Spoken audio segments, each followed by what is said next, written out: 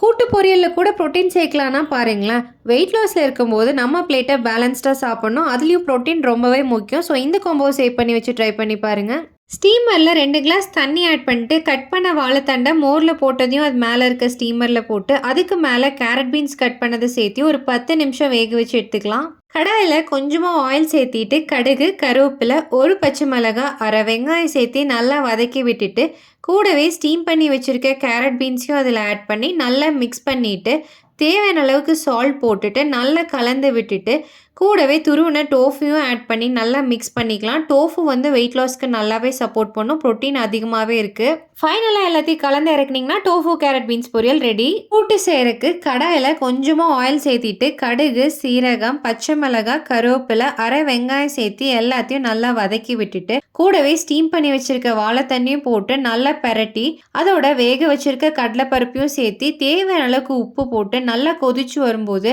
1 cup தேங்காய் பூவையும் போட்டு நல்லா கிளறி விட்டுட்டு கூடவே அதோட வேக வச்சிருந்த காராமணியை போட்டு மிக்ஸ் பண்ணி எடுத்தீங்கன்னா வாழைத்தண்டு காராமணி கூட்டு ரெடி.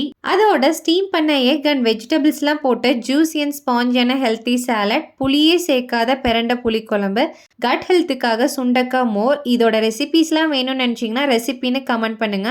இந்த வீடியோ யூஸ்ஃபுல்லாக இருந்துச்சுன்னா உங்கள் ஃப்ரெண்ட்ஸ் அண்ட் ஃபேமிலிக்கு ஷேர் பண்ணிட்டு இந்த மாதிரி ஹெல்தி ரெசிபிக்கு நம்ம பேஜை ஃபாலோ பண்ண மறந்துடாதீங்க.